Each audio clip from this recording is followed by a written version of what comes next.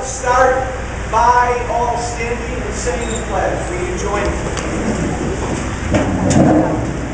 I pledge allegiance to the flag of the United States of America and to the republic for which it stands, one nation, under God, indivisible, with liberty and justice for all. Welcome, folks. Sign in. Come on in.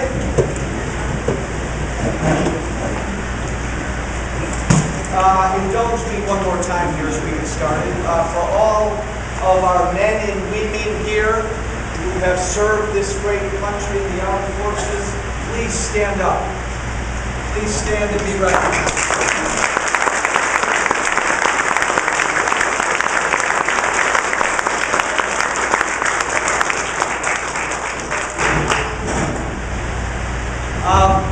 I would like to just give a little wave. Our Mayor Bender in the back there. Do we have any other elected school board members, congressmen, senators, president? Anybody else really important here? Stand up and be recognized. Richmond Township Clerk.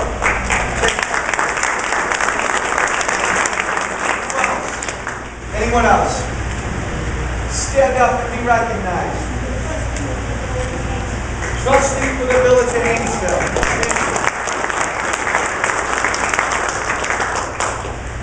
Come on in, folks. Keep coming in. We've got more chairs. Make yourselves at home.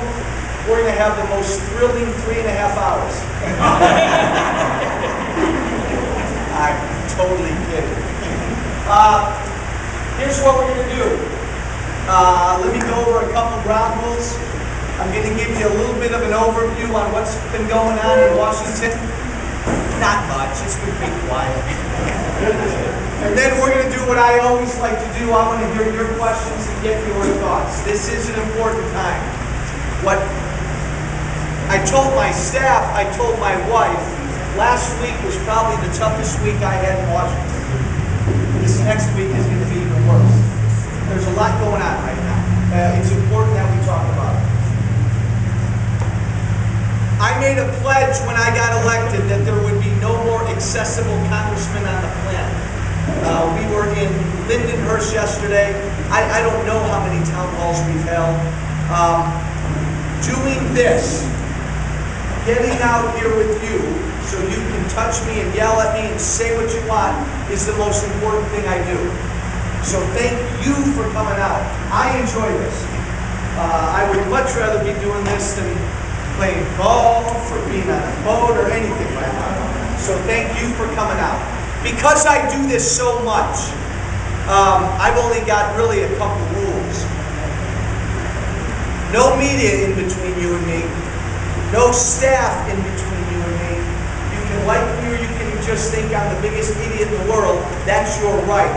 You have a right to ask me a question about anything. But because we do this, because I open myself up like this, the rules are simple. Rule number 1, don't filibuster. Politicians always filibuster. Make your point, ask your question, don't hog the floor. Rule number 2 is the most important rule we've got. Because if we break this rule, we're done as a country. I hope in this room this afternoon, we've got conservatives, liberals, independents, you name it, Republicans, Democrats, whatever you want to call yourself. I hope this room is full of them. I hope this room is full of 39 different viewpoints on what we should do with the debt ceiling. God, I hope not 39. I want us to respect every opinion and thought in the room. Respect. These town halls don't work if we don't respect each other. If you think I'm crazy, by golly, that's your right. But ask me a question with respect, and I'll give you an answer with respect. If you can't stand that person's opinion over there, let him or her speak. Respect. It's the most important thing we do. When we don't do that, these break down. Okay. Have you ever asked yourself why? First of all, how many times have we raised the debt ceiling in the last 7 or 8 years? Anybody know? 8 times. Anybody want to take a stab? A bunch. 8. Let's just say a bunch. Let's say a lot. Can you ever remember thinking about raising the debt ceiling as much as you are now? No. Why is that? Why is this country obsessed right now with this issue that's coming on a bunch? Presidents Bush, Reagan, we've all, Congresses before me, they all just uniformly, automatically raised the debt ceiling. The American public never made a stint like they're making now. We've never in Washington thought about the debt ceiling like we are now. What makes this so different? Have you ever asked yourself that? You have an answer? I think people are worried about how it's going to be funded. But why now are Americans paying attention to this issue? And I got to tell you, they never have before. High unemployment rate. Okay, let me stop you. And I'm moving. Times are tough right now. Yes. Hey, times are tough. Any other thoughts? Why now? Yes, ma'am. This is the first time we've actually been hearing about pensions starting us now. My nephews, all of our kids, their futures have already been bought the day before what's going on. They've been working. So, to paraphrase, and if I'm paraphrasing inaccurately, yell at me. The debt crisis now is really severe. We're really up against it. That's why we're all thinking about it. Any other quick thoughts? Yes, ma'am. Because of the election in 2010, the Republicans won the House, and they made a pledge that they were going to reduce spending. Yes, sir. I think it's because the Republicans are refusing to compromise by allowing taxes to go up on rich people. Let me stop you, because you may have a really good point. But my question right now is broader. Before we get into the political, Republican versus Dem, I just want to know, I'm curious, why as a country are we thinking about this? Because we haven't before, all the way in the back. I think very simply, the difference between this time and all the time before, this time we are being told, if we don't, it's going to be a catastrophe. Okay, We weren't told that in all these 30 years. who's telling you that? Everybody. Politicians, the media experts, and financial experts. One more quickly. This is the only time I can ever remember it being challenged, I guess. That's an interesting point. I can't remember another time where certain people in Washington and a bunch of other guys are saying, no, let's not do it. HR 1. Hold your thought. Anybody else want to throw in one more thing as to why America is thinking about this now? We didn't think about it 15 years ago. Did you know Ronald Reagan voted to raise the debt ceiling 3 or 4 times? We never made a big deal about it. Why now? I think it's because the rate money company was over the rate of the modern deficit, how fast it's increasing the deficit. I'm going to give one more and then I'm going to give my answer. Yes, ma'am.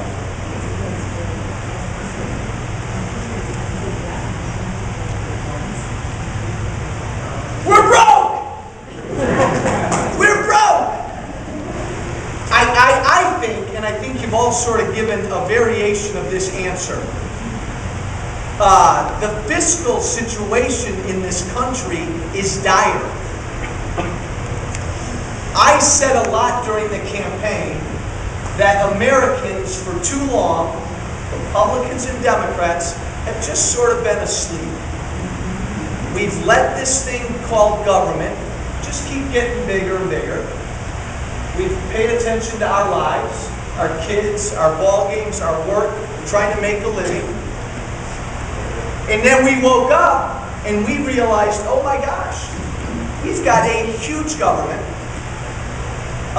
We've got a government we can't afford. And we've got a government that's really, really, really, really in debt. Barack Obama, you're a fan, you're not a fan. He spent a lot of money the last 2.5 years. George W. Bush before him spent a lot of money. But the amount of money we've spent the last 2.5 years is on a pace like we've never seen. And I think if it didn't wake the American people up, I wouldn't be standing here in front of you. Nobody would have elected Joe Walsh. If the American people in November liked generally where this president was taking us when it comes to all this spending, why in God's name would they have sent Republicans to Congress? So what they did, and this is what we'll talk about in the town hall right now, they sent us to Congress, and I'll speak for myself. I felt like I was sent to Congress respectfully, because it's always respectfully, to stop what this president's doing. More importantly, to stop all this government spending. You heard me say this during the campaign. We are this close to forever bankrupting our kids and our grandkids. I do not beat around the bush when I say, if Washington, D.C. doesn't do something about this spending crisis in the next 2 to 3 years, I don't think our kids and our grandkids will ever speak to us again. And I think a lot of Americans feel that way. Now, Republicans and Democrats argue about, well, cut this, get out of Afghanistan, reform Medicare, get rid of those oil subsidies, cut taxes. So we argue about what we need to do. But if anybody in here thinks we don't need to do something, you're watching the wrong TV show. I don't know what you're looking at online. I don't know what newspaper you read. I'm going to go back to Washington tomorrow morning. And I'm not coming back until until we come up with a solution. We've been told by our speaker, you're coming back Monday, Walsh. Everybody's staying here until this thing gets done. Now, I know what I would like to see get done. I have an idea of what I think is going to get done. But it may take a little bit. My hunch is that you will see in the next day or two a couple plans. The House passed something last week called Cut, Cap, and Balance. I voted for that. I'm very proud of that. Would be happy to talk about it. Right now, that's the only plan out there. But Harry Reid, Nancy Pelosi, John Boehner, Mitch McConnell, you could see 2 or 3 things put forward this week. I've been in the news a lot of late.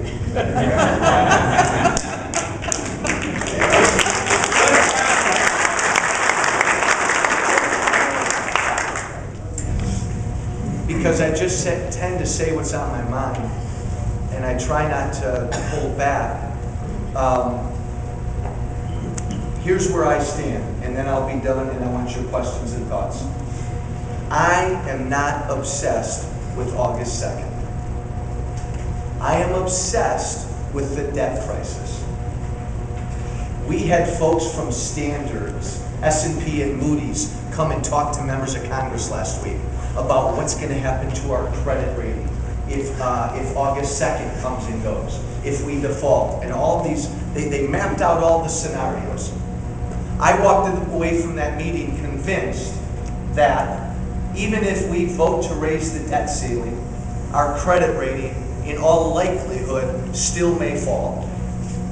And the folks at these credit agencies told us one other thing. Congressmen and women, if you raise the debt ceiling, but you don't combine it with something really serious about spending, in all likelihood, we're going to lower your credit rating. I've never felt like we have a debt ceiling crisis in this country. We have a debt crisis. We've been spending too much money. Both parties have done it. The last 2.5 years, there's been one party in charge, and they took it to limits like we've never seen. I believe what we need to do is pass a constitutional amendment, a balanced budget amendment that forces Republicans and Democrats to balance their books every year. Most states do it, have to do it. Some do it better than others. Where do we live? Most households struggle to do it. You all know, we all know, when you're up against your credit card limit, when you're overdrawn, you can't go to the bank, you can't go to your credit card company and say, let me borrow more. That's what your government's doing. Nobody in Congress wants to default. There are very few members of Congress that are as, shall we say, out there as I am. I have not met anyone in Congress who wants us to default. No one does. We have to pay our bills.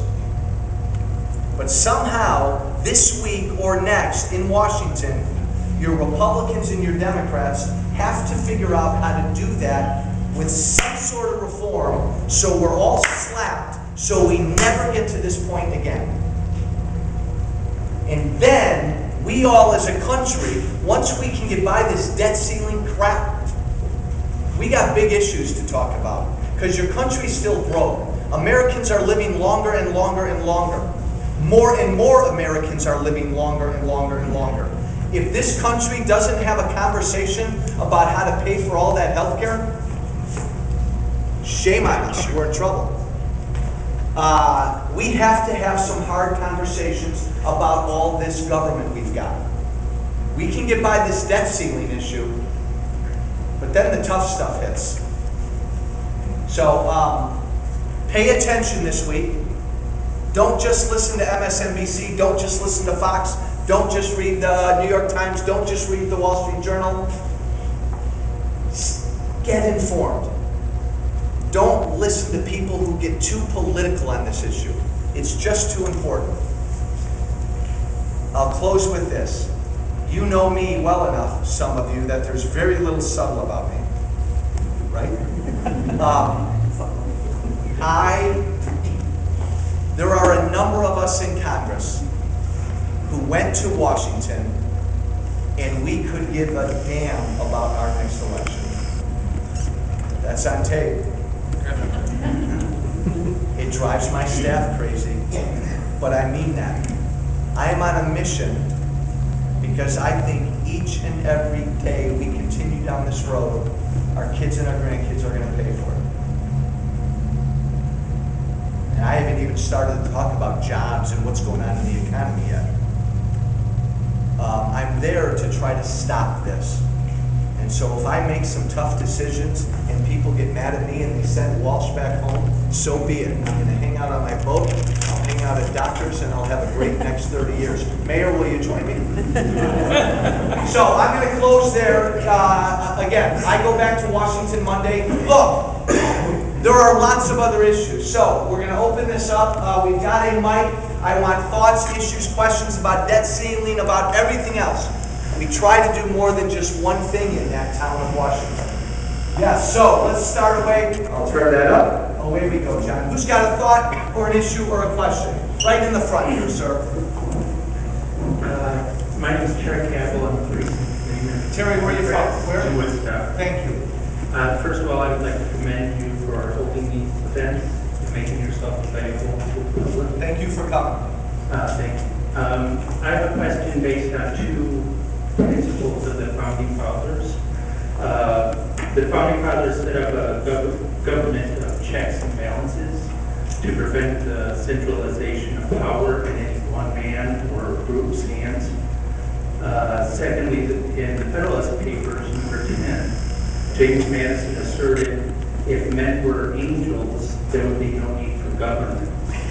The implication of that is that government is necessary to curb the excesses and recklessness of people. My question is, given these 2 objectives of the Founding Fathers, isn't there a need for government to check the sometimes reckless and recklessness of self-interest of the ultra-rich and ultra-powerful corporations and businesses to prevent the best interest of society as a whole from being steamrolled by the pursuit of short-term gain. Thank you. Thank you.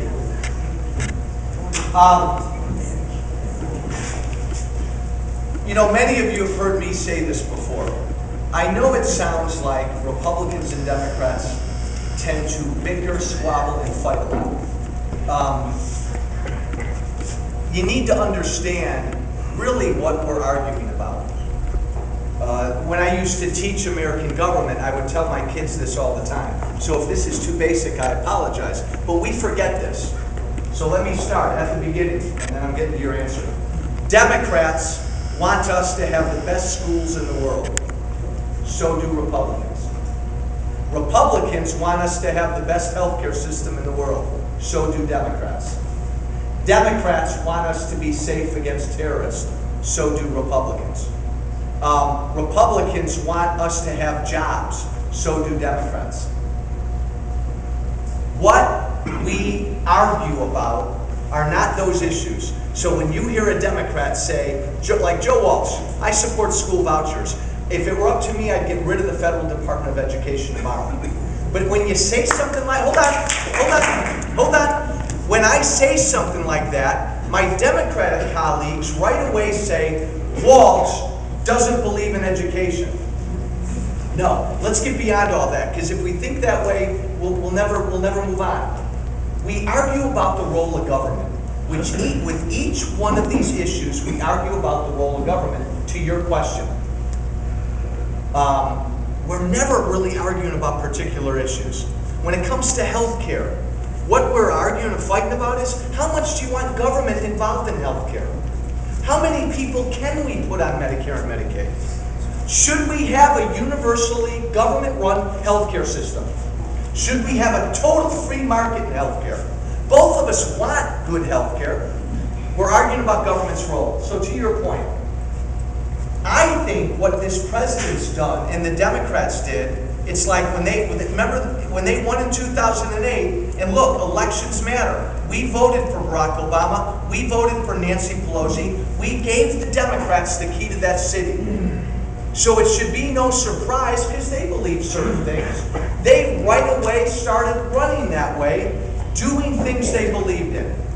And I would argue, at my viewpoint, they increased the size of government. They dramatically increased government spending. They dramatically increased government regulations because they believed for too long we didn't have enough of those things. So then you get Republicans who come to Congress as a total reaction to that. Wait a minute! Businesses are dying out there. We're regulating them too much. So to your point, that is the exact argument we're having right now. How far has that pendulum swung? I'll make one final point. There's a real populist fervor going on in the country right now.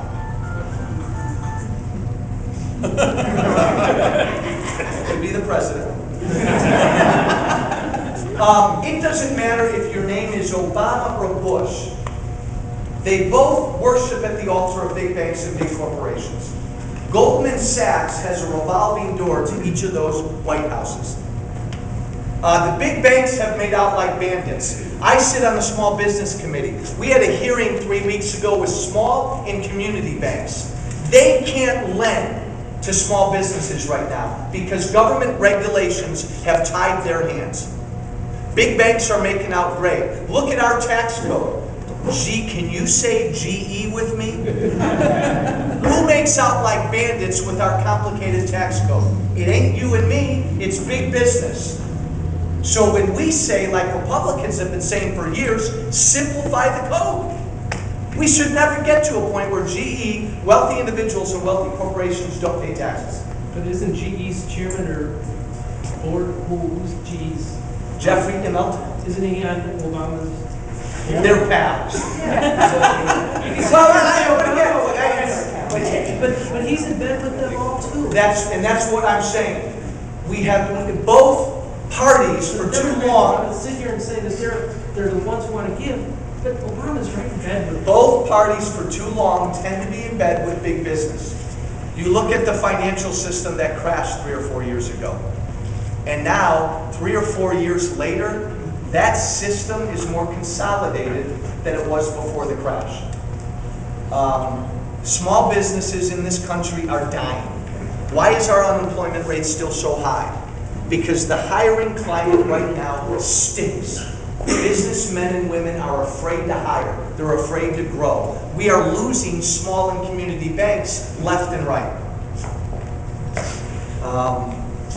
That's the very, boy, that was a long-winded answer. That's the very debate we're going through right now, is this check on big corporations, powerful individuals, and how far we want that government pendulum to swing. Thought, issue, question.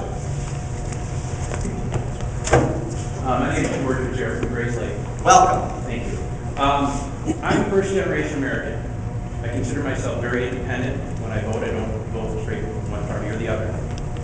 What I would like to see done on this particular issue with the debt limit, I would like to see the Republicans and the Democrats both be unhappy with the deal and have this be something that isn't just going to be good to 2012, that actually has a roadmap so that we will have goals for years to come. Do you have, and by the way, if anybody's hot, raise your hand. We'll turn back on one of the fans and we'll just talk louder.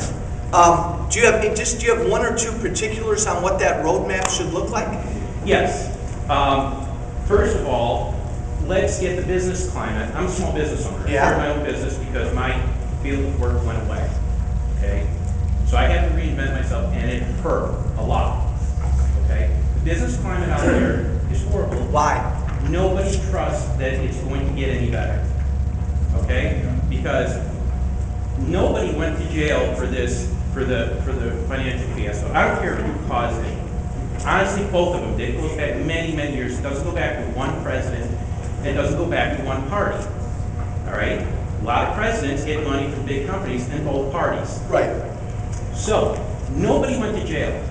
I've got friends of mine that are traders, and they say the market is a complete fallacy right now. None of the indicators that should work do.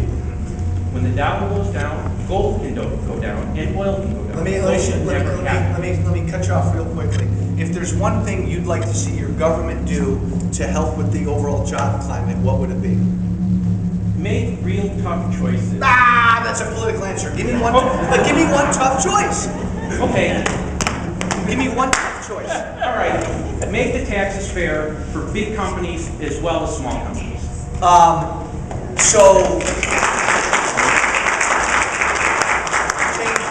Change the tax code so it's fairer. Yeah, and let's do it over a period of time. I don't want it done in 1 year so that somebody gets elected or so one political party looks better than the other. Right. I want it for real. I don't really care about political parties. I don't care. Because you know what? Most of the people I know are conservative on some issues and liberal on others. Right. But what happens with guys like you is you get put in a box, right? You're a Republican. So if you get... you don't know me real well. No. What I'm saying is the sound bites that come out of you. Fox News is going to paint you one way. MSNBC is going to paint you another. So I want to see a normal person actually say, I'm addressing these issues on government media. Thank you. Let me make a couple quick points. And actually, we're going to take our first poll question of the day. Get ready! Our first poll question. Okay, so tomorrow, I might have to vote on this debt ceiling thing. I may have 3 doors to choose from. Let's say I had 3 general doors to choose from. Every member of Congress who's on the floor tomorrow, and we had to vote one of 3 ways. Door number 1 is, don't vote to raise the debt ceiling under any circumstances. We'll call that the heck no. I cleaned it up. Heck no. Door number 2 is, raise the debt ceiling, and in exchange, raise taxes and cut spending. Hang on. Raise taxes and cut spending. That's the deal you want to get to raise the debt ceiling. Door number 3 is, raise the debt ceiling, but only cut spending and put some sort of spending reform in there to try to tie politicians' hands so we don't go down this road again. So door number 1 is heck no. Door number 2 is raise it, but taxes and spending. Door number 3 is raise it, but only with real spending cuts and spending reform. How many, and, Door number 4. what's 4? Just raise taxes. Oh, okay. Okay, hold on. Thank you. What's your first name? Terry. You and I are gonna get along well. Door number 4 is raise the debt ceiling, no spending cuts, only tax increases. Okay, Corey or John, somebody keep track. Door number 1, heck no, raise your hand. 1, 2, 3, 4, 5, 6, 7, 8, 9, 10, 11, 12, 13, 14. Somebody remember that number. 14. Door number 2, raise it, but increase taxes and cut spending. Raise your hands. Hold on. 1, 2, 3, 4, 5, 6, 7, 8, 9, 10, 11, 12, 13, 14, 15, 16, 17, 18, 19, 20, 21, 22, 23, 24, 25, 26, 27, 28. Remember 28. Door number 3 is raise it, but only spending cuts and spending reform. Raise your hands. 1, 2, 3, 4, you can't go 3 times. 1, 2, 3, 4, 5, 6, 7, 8, 9, 10, 11, 12, 13, 14, 16, 17. Keep on. Raise 1, 2, 3, 4, 5, 6, 7, 8, 9, 10. You changed? I did too. When did you change? I got 52. Door number 4 is raise it but only increase taxes. That's a brave man. Run! Now, just so you know, last Tuesday night in the House, we voted for something called cut, cap, and balance. And yours truly, and this was a difficult vote to make, I voted to raise the debt ceiling $2.4 trillion. Oh, that was a hard vote. In exchange, we voted for cuts, spending caps, and we said the debt ceiling raise will only go into effect when both houses pass a balanced budget amendment. It passed with 234 votes. It went over to the Senate on Friday. Harry Reid wadded it up, stopped it, and wouldn't let debate go on it. And so now here we are right here. So that's one plan. There are other plans, but this is interesting. Now, when I asked this question about 2 or 3 months ago, there were a lot more heck no's. 80% of every audience I was in front of in May was, heck no, don't raise it.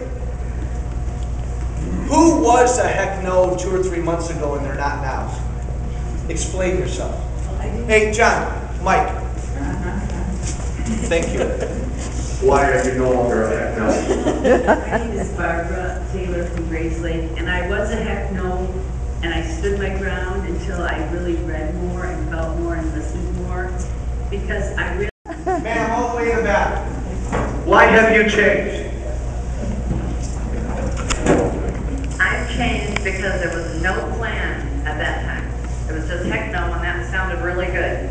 But when somebody said there were different things that we could do afterwards to make it better, then I was, okay, if you say that you'll stop spending, I'll pay for it. Great. Okay. Other thoughts, issues, questions? Let's move it back around on any issue, guys. We don't have to stick with this issue. Right here in the front. We'll keep it around.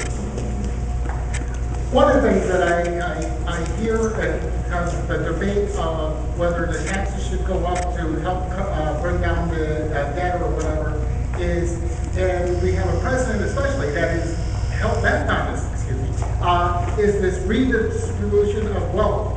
Is as Ronald Reagan once said, it's not the reason why the debt is so high is because the government is not getting enough taxes. I'm paraphrasing, sorry. That the government spends too much, and yes, the spending has to come down, but there should not be a penalty for earning. If you earn more, you get penalized more because the taxes. I don't believe in that redistribution. You know, one of the very interesting things about being in Congress right now is, again, I'm not bashful about saying this, I think the country's going through a revolution right now, and it's a good thing. When Barack Obama got elected, again, he's got a viewpoint. He's got things he believes in. And I think what it's done is, it's really sort of crystallized the two sides in this debate. And I suppose the face of the other side would be a lot of these House Republicans who have a totally different view from this president. And again, I never mean any disrespect when I say the things I say. So when someone like me, a member of Congress, says, I believe in my heart and in my head that this president is destroying what makes this country great. If he were sitting right here, I'd tell him that. And I'd hope we'd get into a debate. I don't mean he's purposely, he goes to bed every night in the White House and says, how can I kill this country? No. Yes, he does. No, well, security! No. He's got a viewpoint that he believes in. I would argue, I think he believes in a bigger government that controls a lot more things and controls a lot more people. I believe in the exact opposite. And so what's interesting right now is this is a real fight for the ages. So if you're sick of what you've been listening to the last 5 months, go take a trip abroad, because the next 16 months are going to be every bit as tough. This is important. Thought, issue, question. Yes, ma'am. And then I'm coming to the back. I think... Hold it closer to you. I think the government should be the same as the individual person. If you give them more money, they're going to spend more money. They're not going to try and save or conserve or not spend. People will spend as much as they have. Having been in Washington, I agree with that wholeheartedly. Yes, ma'am. Mary Lou Obanoff from Ingleside. I have a question. I've been reading about this super Congress. Can you explain a little bit? That sounds scary to me, that they're going to make some decisions and then the rest of the Congress is going to have to go along with these few people. Super Congress. The super Congress. Can anybody else?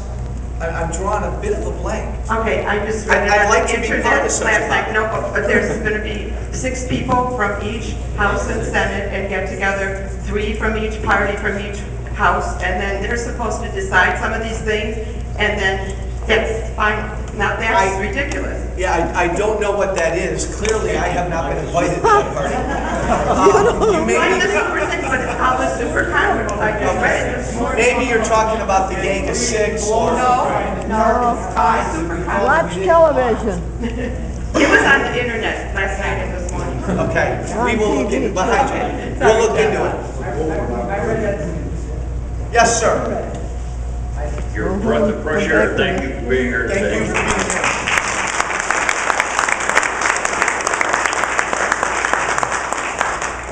Matt Wilson, Fox Lake, retired engineer from small business owner.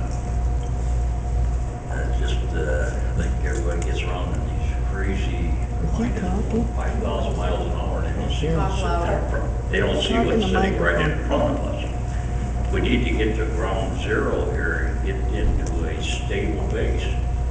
I know a little bit about you. I know a lot about me. If I'm in trouble financially and I'm about to lose my house, I'm going to sell my boat. I'm going to sell a car. I'm not going to let my wife go out and buy some jewelry for a couple of weeks.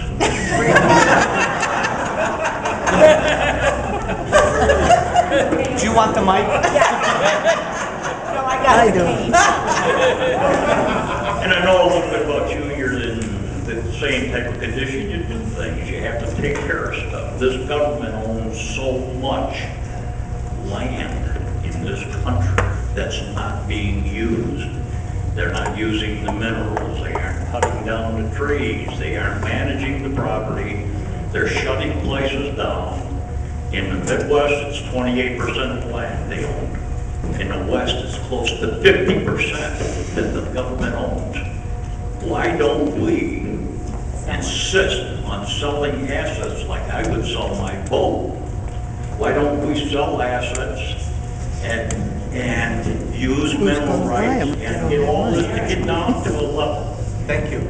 Get our foundation straight, and then say, no more borrowing, guys. Stop putting 40 cents, stop borrowing 40 cents for every dollar. Thank you, thank you. I agree, you're right, and I believe there's some legislation coming up in the House to begin to look to sell some of the assets, some of our land. Look, let me be clear. Where's that coming from? Oh, I heard a noise behind me. This is your fault,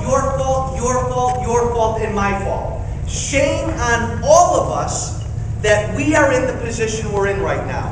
We love to rag on politicians. Those politicians, they stay in that town so long, and they forget about us. All they care about is their own benefits, blah, blah, blah. Who keeps electing them? Who keeps sending these people to Washington? Both parties. We've sent them there for 40 or 50 years, and every single day they make government bigger. But who nominates them? What do you mean nominates them? Political parties. No! Boulder Dash! Not anymore, sir. You know what? I'm your congressman. No party nominated me. You're the exception. Well, that's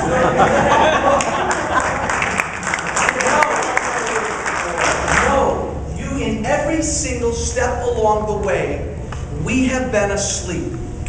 We either have not paid attention, we've done what we should do, which is try to make money, which is a great thing, provide for our family, do all that stuff, but we stopped paying attention to that town. And you need look no further than the big topic that nobody likes to talk about, Medicare. Medicare. Medicare came into existence in the 1960s to be a safety net. A safety net for those who couldn't get coverage out here. Fast forward 40 to 50 years, Medicare, folks, is now a middle and an upper middle class entitlement. My mom and dad, who live in a fancy retirement home in Barrington, Medicare is their primary health care provider. Now, I love my mom and dad. I hate to always throw them under the bus. I love my mom and dad, but that's not right. But here's the more important point. We as a country, we haven't had the discussion. What are we going to do with Medicare? And now we know it is insolvent in about 12 years. Can you say insolvent? Because we as a country have just sort of looked the other way. I'll take my benefit, I'll just keep doing what I'm doing. And we keep electing these people who are afraid to make tough decisions. I'll shut up. You look like you want to fire right now. Go ahead, sir. I have no problem with you so far, sir. Uh-oh. That's got to change. I am going through Medicare problems. And the bills are unbelievable. Where do the bills come from? Are there any doctors in here? Actually, are there any doctors in here? Check your Medicare bills.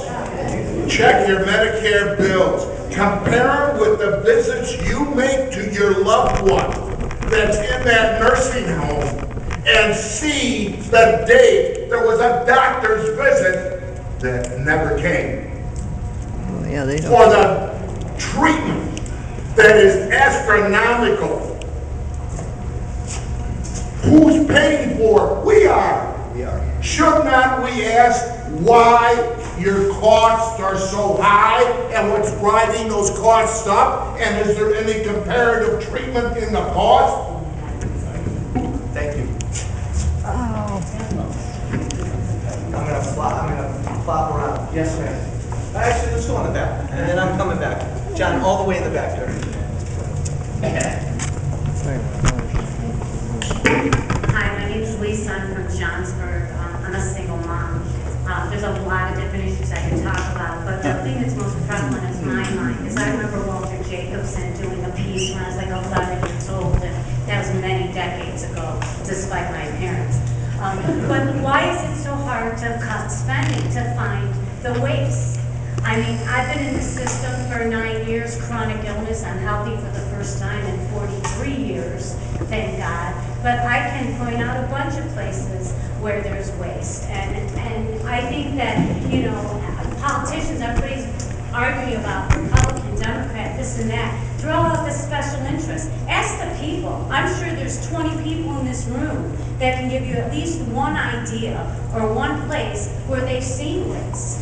And right off the top of my head, Jesse White. You know what? I go to the DMV and I have to wait how many hours? Everywhere you turn and pivot. His face, his name is up on a poster on a thing. I know who the Secretary of State is. Who paid for all of that advertising? Okay? Who paid for all that stuff? Why do we need it? Okay? And kudos to Judy Bar Topinka, because when I do get a child support check, it comes from, it used to come from Heinz's office. Well, when she got elected, it's the first time in my life that I have seen a label that said Judy Bar Topinka, a sticker that went over Heinz's name. She didn't go out and print on the station. Thank you, thank you, thank you. Let me leave Jesse White alone for a minute. Well, it's just an example. No, and there are a gazillion examples, and you are exactly right. The GAO did a study a month and a half ago that showed there's about $200-some billion worth of duplicative services in what the federal government does. Listen, here's all I'm asking of you all though is, yes, everything needs to be looked at, and everything needs to be cut. I have moved on Afghanistan. I think we got to look to come home from Afghanistan. We shouldn't be spending any money in Libya. You can go right down the line. But we got to be smart. And here's one example. How many people want to get rid of subsidies to the oil companies? Raise your hand. Of course. Those big bad oil companies. Let's get rid of them, right? Okay, put your hands down. $18 billion. Let's get rid of all the subsidies to oil companies. $18 billion over the course of the next 3 to 4 years we'll save. Okay? Is it the right thing to do? I probably agree with you. Yeah, it's the right thing to do. Let's get rid of them. But here's what you got to think. If you do that, you will save $18 billion over the next 3 to 4 years. Folks, your federal deficit next month will go up $28 billion. Next month. So yes, there's a lot we can get rid of, but we also have to be smart and try to figure out where is the real money. Your deficit alone is going to go up $28 billion next month. Yes, sirs. Questions, guys? Yes, ma'am. You've been very patient. Grab that microphone. I'm scared of this. It talks back to me. I'm Cindy Miller. I'm from Ingleside, Illinois. I'm nonpartisan. I vote for the candidate, and I've been voting now for 65 years. Who'd you vote for Congress in November? Oh! I've never met her. I took a shot. It was totally blind. But I feel that we could save an awful lot of money with a couple of simple moves that aren't all these great big massive programs, and yet they are, because they will bring us a great deal more revenue. And that is, I'm around the country quite a bit and have been for many years, and so many people are very wealthy, do not want their Social Security checks. They send it back to Washington or wherever it comes from, and they get it back again with a note saying it's mandatory, or you've got to keep it, or something like that. Now, if all these people that don't want their checks were just not on the list, all that money would be saved, and if Social Security was sign up if you want it, and don't sign up if you don't want it, and therefore all the people that don't need it won't be getting it and giving it whatever. Thank you. Then one more thing. I'm not taking that mic away. Just a short one, and that is we do have a wandering president, and every time he gets in his plane, it's $250,000 when he takes a trip, plus a return, plus the bodyguard. Well, maybe it went up again, but that's my latest figure. And why does he have to wander all over the country? Maybe if he was put on curfew, that he stayed in Washington a little more often, we'd save some money. Take that mic away. He's checking out golf courses. Checking out everything. What you all have to do is reward politicians on either side who say what need to be said. Okay? Because the media thinks you're just going to rip us. We have to reform Medicare, folks. Don't know yet how we're going to do it, but if we don't reform it, it will not be, hold on, it will not be there for me and it won't be there for my kids. Same deal with Social Security. Social Security is actually pretty easy. It's easier to reform. We have to find a creative way to raise the retirement age. We should do that. We should means test for wealthier Americans. And again, for folks in my generation and younger, we need to look at ways that they can privately begin to plan for their own retirement. Yes, sir, all the way in the back, and then I'll go to you, ma'am. Hold that right next to you. The wars that have been going on were voted for by the Republicans. Which wars in particular? What war? Of course, the Afghan and Iraq, and other ones and all over the place, with over 700 bases in the world. Now, none of this has been paid for, largely. The Republicans voted for it, they've got the money, and they haven't paid for it. Now, what they've done, now that and the big tax cuts that Bush gave to them, that and the tax cuts are what's caused this mess. Now, no one's talking about the wealthy here. The wealthy can pay for this whole thing without even blinking an eye. And no one's talking about it. Now, first off, let me finish. There's that thought. Then go back to the military. Back to the military industrial complex. The Republicans voted for it. It's like me having a credit card. I've got all kinds of money, and I run up the credit card, and then they say, "Hey, I don't have to pay for this. All you poor and the elderly and the seniors and the invalids, you pay for it. What? How come you're not talking about that?" Let me ask you one quick question. Please. You raised some great points. Tell me who in this country is wealthy. If you could be king and you could decide who's wealthy.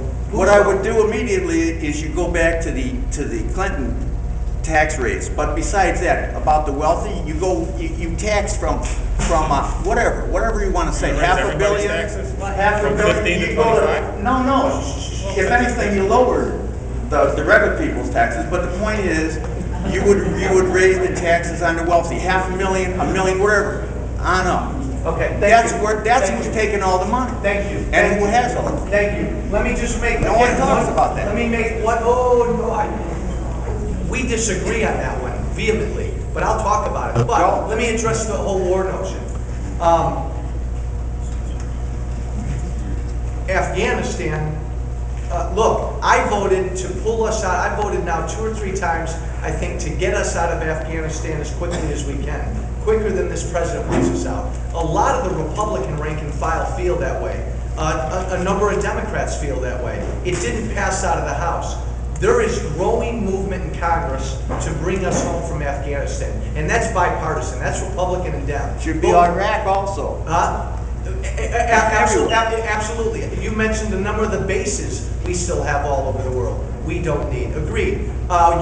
You would agree with me, sir. Libya. What are we doing in Libya, right? Exactly. Absolutely. I agree. These are areas that are on the table that both parties are looking at. Let's go. I promise right here in front of that gentleman. Yes, ma'am. I'm Angelina. I grew up here in Fox Lake. You grew up here? I grew up here. I'm from Palestine.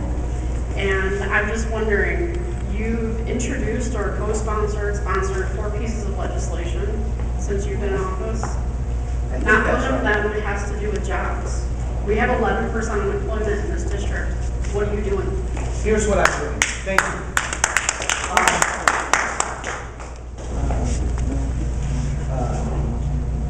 When it comes to jobs, again, there's nothing subtle. And I said this during the campaign, and I still say it now. My jobs policy is about 6 words. Get government out of the way. Period. So what your Republican House has done since we've been in Congress in January, we have probably voted to repeal, oh good gosh, I'm going to say 29 different regulations right now that are suffocating businessmen and women. We passed them out of the House. I wish I controlled the whole city. I don't. The Democrats control the Senate. They disagree with what we think, and so it hasn't gone anywhere. What about job creation?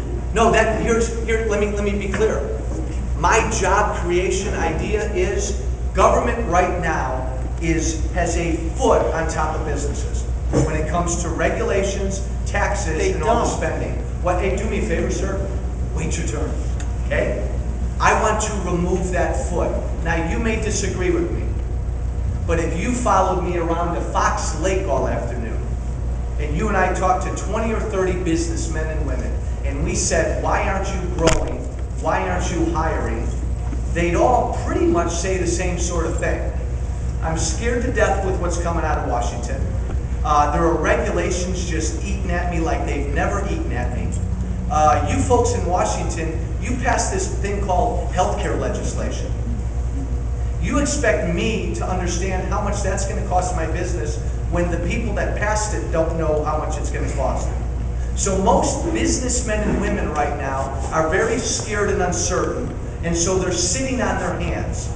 When small businessmen and women sit on their hands, by the way, they hire about 70 to 75% of the jobs in this country. When they sit on their hands, there are no jobs. So what I want to do, all I want my government to do is make it easier for them so they don't sit on their hands. And right now they're scared to death and they're regulated to death. So I would remove those. Right here. This 19-year-old woman right here. But let me just make one final point. I'm a freshman in Congress. John Boehner is my speaker. I don't vote with him a lot. He gets mad at me a lot. I'm one of these troublemaking freshmen. He reminds me all the time. I just told you what my jobs policy is. He reminds me all the time. Right now the Republicans control 1/2 of 1/3 of that city. Barack Obama, respectfully, has a very different jobs policy than we do. So I don't think a lot's going to get done the next 16 months. Because I think a lot of what he did before I got there has done a lot of damage to this economy. Yes, ma'am. I think a lot of the suggestions today have been excellent.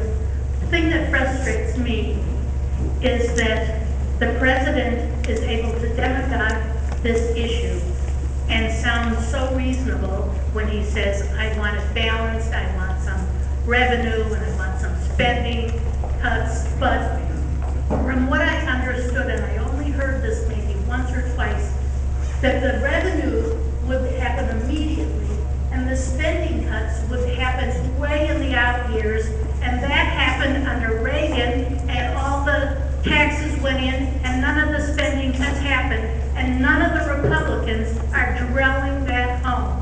And I really get frustrated that the spokespeople for the Republicans are not as articulate as they should be. Either that or just the media won't pick it up. No, it's, again, look, I tend to rip the media pretty much. They're easy to rip. Because in general, outside of, Fox News and a lot of the different internet stuff, most of the mainstream media still tends to favor the Democrats. But we know that. And that's, look, it was the same way in Reagan's age, and Reagan got elected twice. It doesn't matter what party you are. If you're the president, it's a lot easier to talk to the American people. You got 435 of us in Congress. We don't all think alike. So it's hard to get our message out. We have to do a better job. You raised a great point, because I'll bet if I polled most people, all they think Republicans have been talking about for 6 months is cut spending. We've done a lousy job of saying the following, because this is what I believe. Every dollar that you take out of Washington and you put here in Fox Lake is a dollar that will lead to a job. I'd rather have dollars here in people's pockets, in businessmen's pockets, doing things with it. We've done a lousy job of conveying that message to the American people. And it's hard because, again, we don't have a bully pulpit, so all I can do is do a little cheap, unpolished video from my office. Let's go way over here. Yeah, Mundaline. Easy. Mundaline. Mundaline. Mundaline. 2 issues. One is, I think, I didn't like your comment about the 18 billion we would save by not funding the oil companies. Here's my whole point. If I can't make my mortgage payment, which is $1,200, I don't order pizza tonight.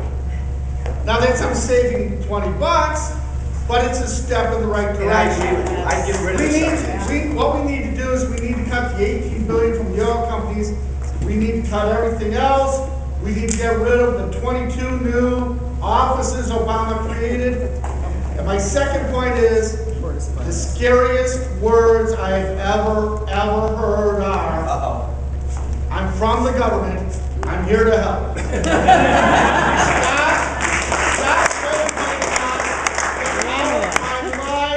Leave me alone.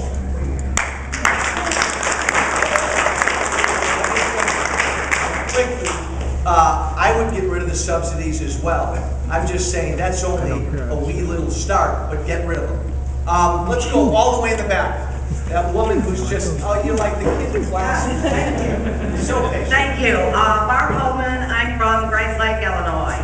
And you were saying before, and I agree with the gentleman before me, we need to start cutting. You know, maybe it's not enough right now, but all those little things add up. Before we even think of touching my Social Security or my children's Social Security, we need to start cutting the oil subsidies and all of that first, like this woman had said here first, before you even think about Social Security. I've paid in Social Security all my life, and I realize that I'm 55, I'm over 55, so this won't count me, but it'll count all people that are 40 years old that have put in all their lives. I was here when Reagan stole a whole year of Social Security. You think about it. They raised the age, they're stealing a whole year of your Social Security money. Hands off Social Security and Medicare. John will make you move in the purple. Thank you, ma'am. Hello, everybody. My name is Rich Michaels, and I'm from Gurney, Illinois. And he's the first candidate that I've ever worked for, okay? Because when the opposition could be on a financial committee and not know what's in $1 trillion bill, I didn't need that. But I'll also tell you this, the greatest threat to your freedom is taxes.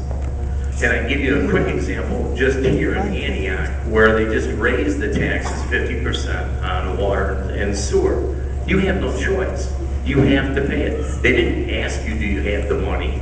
They didn't ask you if you could pay it or it should be improved or anything. They just pass it and you have to pay it.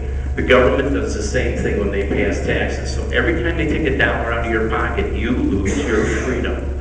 Now I can answer some of these other questions very quickly. A couple. That's fine. The man in the blue over there. Large corporations actually, there was a frontline program done in the late 1990s about how the two parties operate.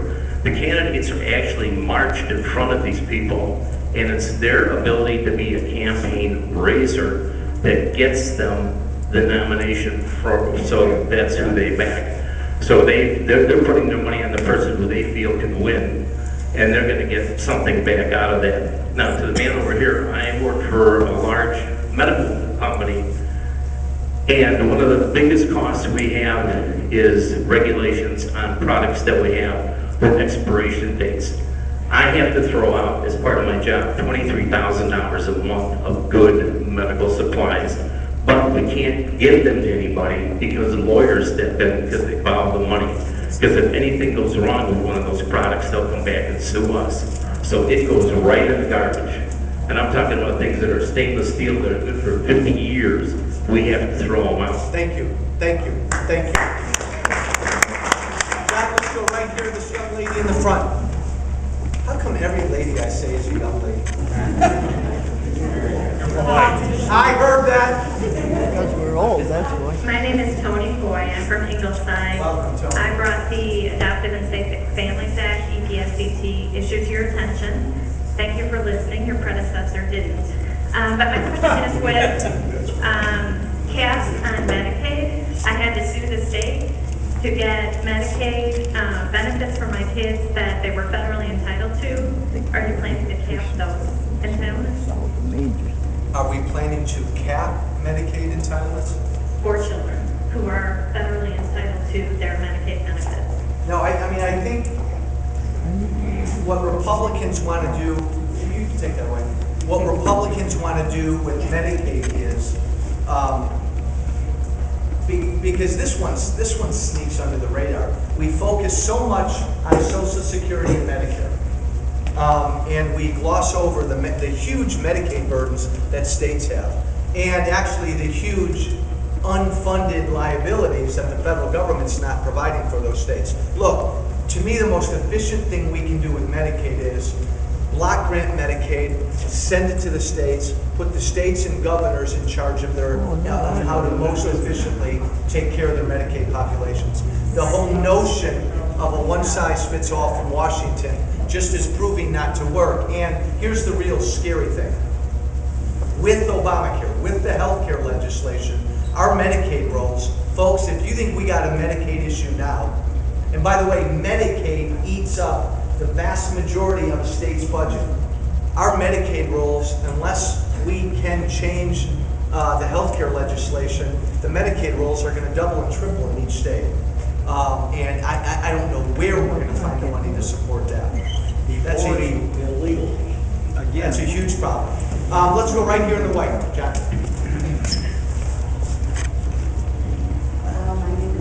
My name is Carol, and I'm from Slave, but I live in this area. Hold that close.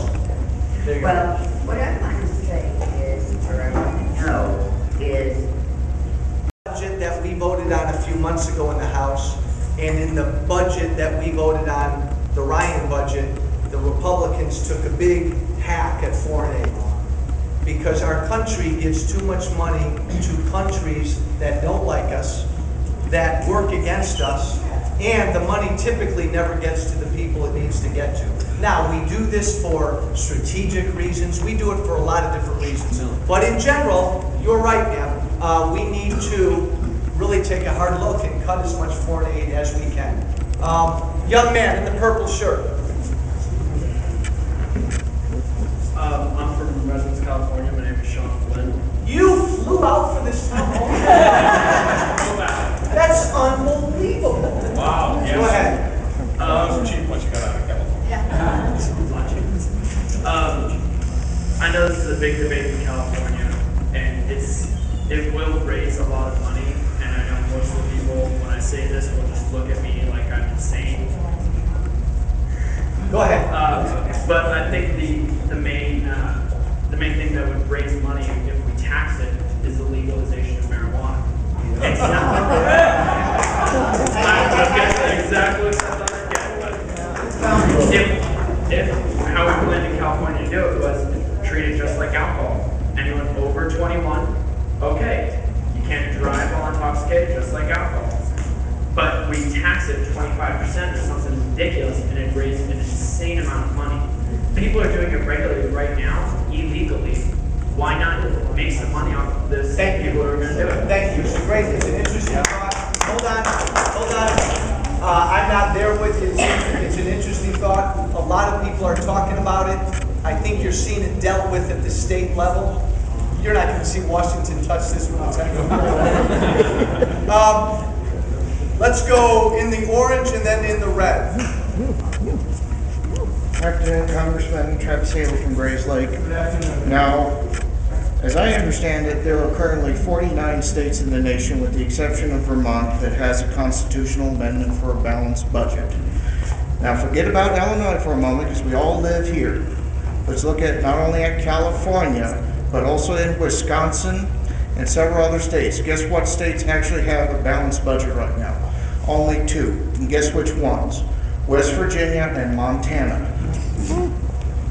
And Arkansas. And Arkansas now. Those are the only states with the balanced budget amendment to have a balanced budget. This is a hocus pocus routine. If it weren't for the fact this is real life, we'd probably be seeing this in the Harry Potter book right now.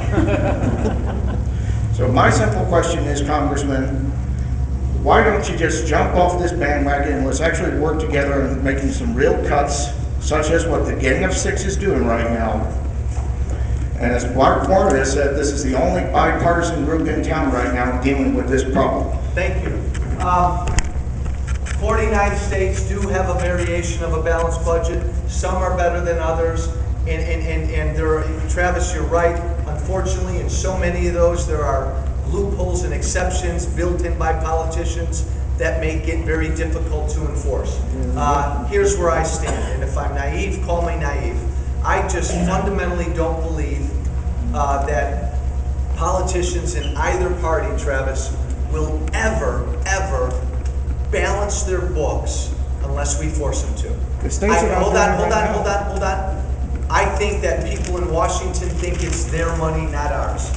And so the only way to attempt, and I'll tell you, you talk to legislators from California and some of the other states, even California, which is a mess. You talk to some legislators out there, they say their deficits and debt would be 2 to 3 times as bad without even the balanced budget amendment that they have. So it's a restraint to some degree. I would be a fan of trying to enforce the toughest balanced budget amendment we could do. We could put in the Constitution to make people balance the books. Who did I promise? In the red. Hi, my name is Joe Baris. I'm here from Fox Lake. One thing I really like to look at, everybody's talking about cutting spending. Oftentimes there are certain sacred cows which never really get looked at. We know that the United States spends $600 billion on defense. That is 6 times more than China and more money for defense than the other 16 other largest countries in the world. There's a lot of money to spend to help defend Germany, Japan, a lot of other places, and yet nobody ever wants to think about cutting defense. I'm not saying anything about it because I support our troops. I don't like the foolishness that we do by sending our troops every time somebody raises an issue that somebody doesn't like in Washington. And it's the Congress who really should be declaring the war and sending the troops there, not the president. Here's, you're right about that. I voted 2 weeks ago for a defense appropriation, the defense budget for next year, which was less than what the president had asked for. First time that had happened in years. But you're right, defense, like everything else, there's just huge waste that can be cut. There are huge inefficiencies. We can cut a lot out of that $600 billion budget without impacting what we need to do to fight the war we're engaged in. And let me be really clear, folks. Yes, come home from Afghanistan now. Come home. Get the heck out of Libya now. Lots of other places we can bring boys and girls home. I'm there with you. But understand this. Don't ignore this. Don't take your eyes off of this. We are in a war on terror. I sit on the Homeland Security Committee. There are evil, I'll say it one more time, evil, radical people around the world who are trying every single day to kill Americans.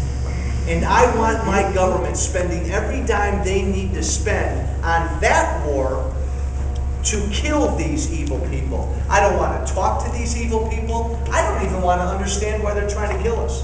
We need to beat them. And it's going on more, and your government's doing more than any of us know.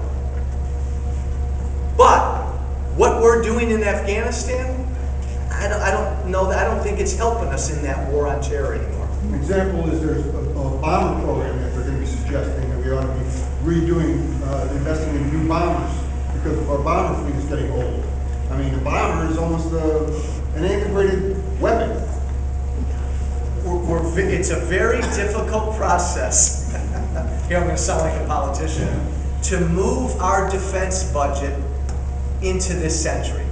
We're still sort of fighting the old wars in too many ways. This new war is different.